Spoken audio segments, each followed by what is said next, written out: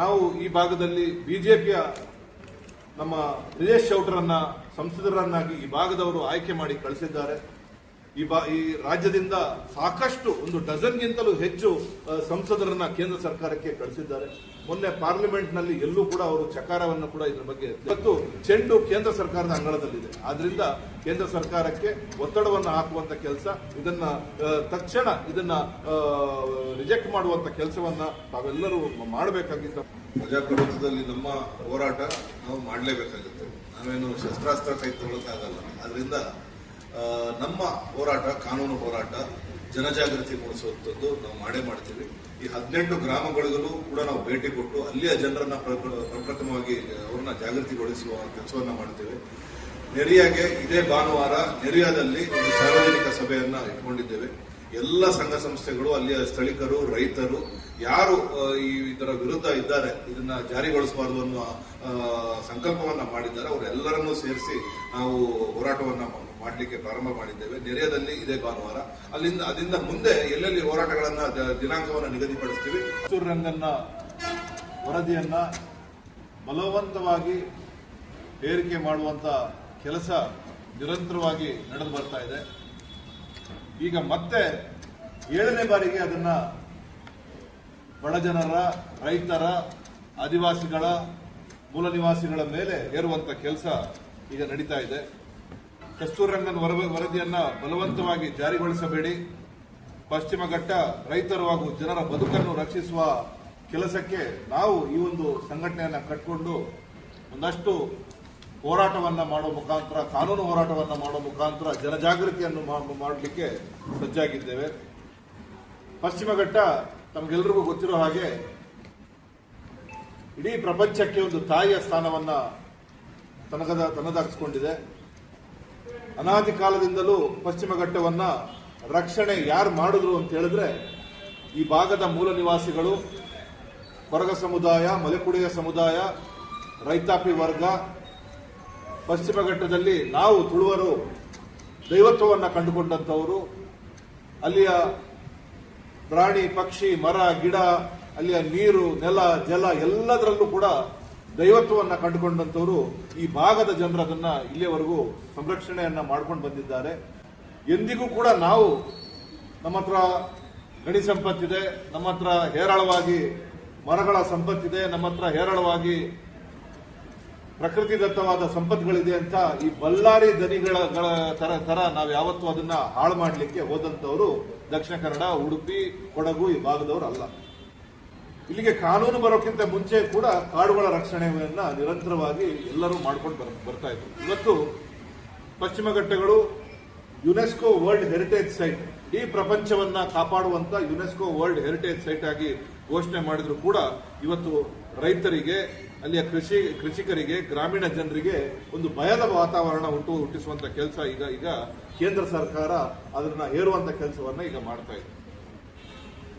ಇದನ್ನ ರಾಜ್ಯ ಸರ್ಕಾರದ ಜೊತೆ ಚರ್ಚಿಸಬೇಕು, ಸ್ಥಳೀಯ ಸಂಸ್ಥೆಗಳ ಜೊತೆ ಚರ್ಚಿಸಬೇಕು, ಸ್ಥಳೀಯ ಜನಪ್ರತಿನಿಧಿಗಳ ಜೊತೆ ಚರ್ಚಿಸಬೇಕು, ಅಲ್ಲಿಯ ಗ್ರಾಮೀಣ ಭಾಗದಲ್ಲಿರುವಂತಹ ರೈತರ ಜೊತೆ ಸಂವಾದಗಳನ್ನ ಮಾಡಬೇಕು, ಅವರ ಅಭಿಪ್ರಾಯಗಳನ್ನ ಪಡ್ಕೊಳ್ಬೇಕು, ತಜ್ಞರ ಒಂದು ಅಭಿಪ್ರಾಯಗಳನ್ನ ಪಡ್ಕೊಂಡು ಮುಂದೆ ಚರ್ಚಿಸಿ ನಿರ್ಧಾರ ತೆಗೆದುಕೊಳ್ಳೋದು ಸೂಕ್ತ ಅನ್ನೋದು ನಮ್ಮೆಲ್ಲರ ಅಭಿಪ್ರಾಯ.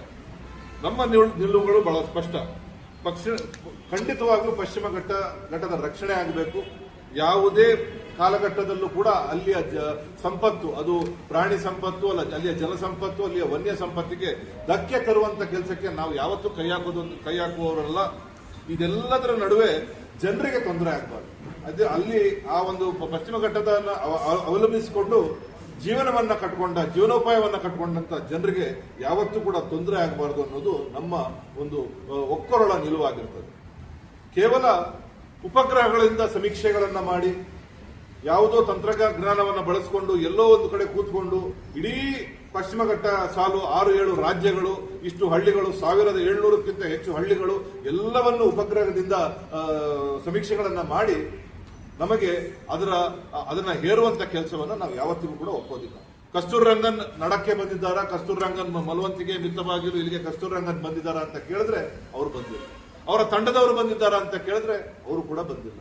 ಎಲ್ಲೋ ಕೂತು ಉಪಗ್ರಹಗಳಲ್ಲಿ ಸರ್ವೆ ಮಾಡಿ ಒಂದು ರೇಖೆಯನ್ನ ಹಾಕಿ ಇಲ್ಲಿಗೆ ನೀವು ಪ್ರವೇಶವನ್ನ ಮಾಡಬಾರದು, ಇದು ಪರಿಸರ ಸೂಕ್ಷ್ಮ ಪ್ರದೇಶ, ಇಲ್ಲಿಗೆ ESA ಎಕನಾಮಿಕಲ್ ಸೆನ್ಸಿಟಿವ್ ಏರಿಯಾ ಅಂತ ಇದನ್ನ ಘೋಷಣೆ ಮಾಡಿ ಅಲ್ಲಿಗೆ ಅದನ್ನ ಹೇರುವಂತ ಕೆಲಸವನ್ನ ನಾವು ಯಾವತ್ತೂ ಕೂಡ ಒಪ್ಪೋದಿಲ್ಲ. ಯಾಕಂತ ಹೇಳಿದ್ರೆ ಇಲ್ಲಿ ನಾವು ಬದುಕ್ತಾ ಇದ್ದೇವೆ, ನಮ್ಮ ಕೃಷಿ ಇದೆ, ರೈತರ ಜಮೀನಿದೆ, ನಮ್ಮ ಅಡಿಕೆ ಇದೆ, ನಮ್ಮ ರಬ್ಬರ್ ಇದೆ, ನಮ್ಮ ದೈವಸ್ಥಾನಗಳಿದೆ, ನಮ್ಮ ನಾಗದೇವರುಗಳ ಆರಾಧನೆಯ ಸ್ಥಾನಗಳಿದೆ, ನಮ್ಮ ನಂಬಿಕೆಗಳು ಇಲ್ಲಿ ಇದೆ, ನಮ್ಮ ನೆಲ ಇದೆ, ನಮ್ಮ ಜಲ ಇದೆ. ಮುಟ್ಟಬಾರ್ದು, ಅಲ್ಲಿಗೆ ಒಳಗಡೆ ಹೋಗಬಾರ್ದು, ಯಾವುದೇ ಚಟುವಟಿಕೆ ನೀವು ಮಾಡಬಾರ್ದು ಅಂತ ನಮ್ಮನ್ನ ಯಾರೇ ಹೇಳಿದ್ರು ನಾವು ಅದರ ವಿರುದ್ಧ ಒಕ್ಕೊರಳಿಂದ ಹೋರಾಟವನ್ನ ಖಂಡಿತವಾಗ್ಲೂ ಮಾಡ್ತೇವೆ. ಇವತ್ತು ಇದನ್ನ ಕೇಂದ್ರ ಸರ್ಕಾರ ಇದನ್ನ ಏರಿಕೆ ಮಾಡಿದ್ರೆ ನಾವು ಕೇಂದ್ರ ಸರ್ಕಾರದ ವಿರುದ್ಧ ಕೂಡ ಹೋರಾಟವನ್ನ ಮಾಡ್ತೇವೆ. ಇದನ್ನ ರಾಜ್ಯ ಸರ್ಕಾರ ನಮ್ಮ ಮೇಲೆ ಏರಿಕೆ ಮಾಡಿದ್ರೆ ರಾಜ್ಯ ಸರ್ಕಾರದ ವಿರುದ್ಧ ಕೂಡ ನಾವು ಖಂಡಿತವಾಗ್ಲೂ ಹೋರಾಟವನ್ನ ಮಾಡ್ತೇವೆ ಅನ್ನೋ ವಿಚಾರವನ್ನ ಬಹಳ ಸ್ಪಷ್ಟವಾಗಿ ತಮ್ಮ ಮುಂದೆ ಹೇಳಲಿಕ್ಕೆ ಇಷ್ಟಪಡ್ತಾ ಇದ್ದೇನೆ. ಬೆಳ್ತಂಗಡಿಗೆ ಸಂರಕ್ಷಣೆ ಬೇಕು, ಜನರ ಸ್ಥಳಾಂತರವನ್ನು ನಾವು ಯಾವತ್ತಿಗೂ ಒಪ್ಪೋದಿಲ್ಲ. ಬೆಳ್ತಂಗಡಿಯ ಜನರ ಪರಿಸರ ಸಂರಕ್ಷಣೆಗೆ ಯಾರು ಕೂಡ ವಿರೋಧವಿಲ್ಲ. ಅಕ್ರಮ ಗಣಿಗಾರಿಕೆ ವಿರುದ್ಧ ನಮ್ಮ ಹೋರಾಟ ಇದೆ, ಅಕ್ರಮ ಅರಣ್ಯ ನಾಶದ ವಿರುದ್ಧ ಹೋರಾಟ ಇದೆ, ನದಿಗಳನ್ನ ಕಲುಷಿತ ಮಾಡೋದ್ರ ವಿರುದ್ಧ ನಮ್ಮ ಹೋರಾಟ ಇದೆ, ನದಿಗಳಲ್ಲಿ ಪರ್ಮಿಷನ್ ಇಲ್ಲದೆ ಮರಳನ್ನ ತೆಗೆಯೋದ್ರ ವಿರುದ್ಧ ನಮ್ಮ ಹೋರಾಟ ಇದೆ. ಇಲ್ಲಿ ಯಾವುದೇ ರೀತಿಯಲ್ಲಿ ಪರಿಸರಕ್ಕೆ ಹಾನಿ ಮಾಡಿದ್ರು ಇದರ ವಿರುದ್ಧ ನಮ್ಮ ಹೋರಾಟ ಇದೆ.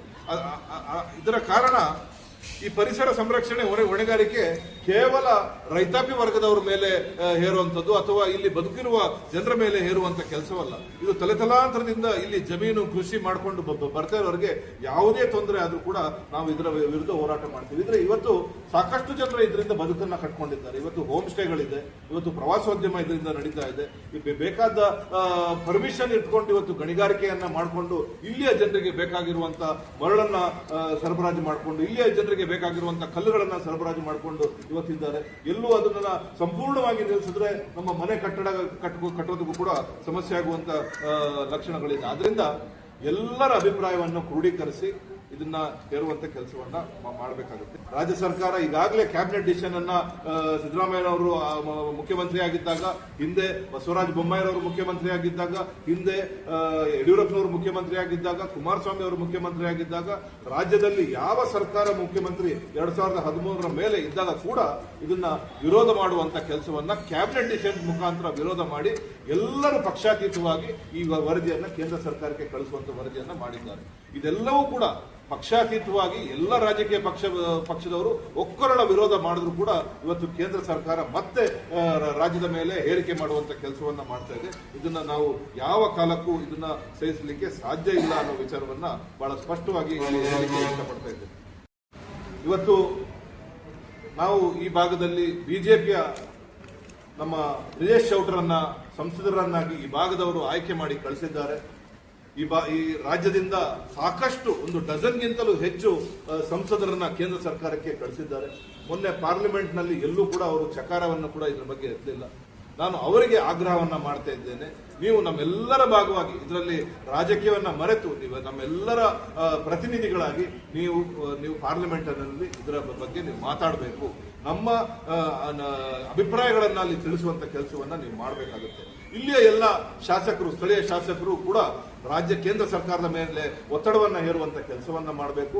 ರಾಜ್ಯ ಸರ್ಕಾರಕ್ಕೂ ಕೂಡ ನಾವು ಈ ಸಮಿತಿಯ ಮುಖಾಂತರ ಜನಾಭಿಪ್ರಾಯವನ್ನು ಪಡ್ಕೊಂಡು ನಮ್ಮೊಂದಷ್ಟು ಬೇಡಿಕೆಗಳಿದೆ, ಆ ಬೇಡಿಕೆಗಳನ್ನ ಜನರ ಮುಂದೆ ಇಡ್ತೇವೆ. ಜನರು ಇನ್ನೊಂದಷ್ಟು ಬೇಡಿಕೆಗಳನ್ನ ಕೊಟ್ಟರೆ ಅದನ್ನು ಕೂಡ ನಾವು ಪರಿಗಣಿಸಿ ಈ ಜನಾಭಿಪ್ರಾಯವನ್ನು ರಾಜ್ಯದ ಮುಖ್ಯಮಂತ್ರಿಗಳಿಗೆ ಮತ್ತು ರಾಜ್ಯದ ಅರಣ್ಯ ಸಚಿವರಿಗೆ ನಾವು ಕೊಡುವಂತ ಕೆಲಸವನ್ನು ನಾವು ಕೂಡ ಮಾಡ್ತೇವೆ. ಅವರ ಮೇಲೆ ಒತ್ತಡವನ್ನ ಹೇರುವಂತ ಕೆಲಸ ನಾವು ಕೂಡ ಮಾಡ್ತೇವೆ. ಇವತ್ತು ಚೆಂಡು ಕೇಂದ್ರ ಸರ್ಕಾರದ ಅಂಗಳದಲ್ಲಿದೆ, ಆದ್ರಿಂದ ಕೇಂದ್ರ ಸರ್ಕಾರಕ್ಕೆ ಒತ್ತಡವನ್ನು ಹಾಕುವಂತ ಕೆಲಸ, ಇದನ್ನ ತಕ್ಷಣ ಇದನ್ನ ರಿಜೆಕ್ಟ್ ಮಾಡುವಂತ ಕೆಲಸವನ್ನ ತಾವೆಲ್ಲರೂ ಮಾಡಬೇಕಾಗಿ ತಮ್ಮ ಮೂಲಕ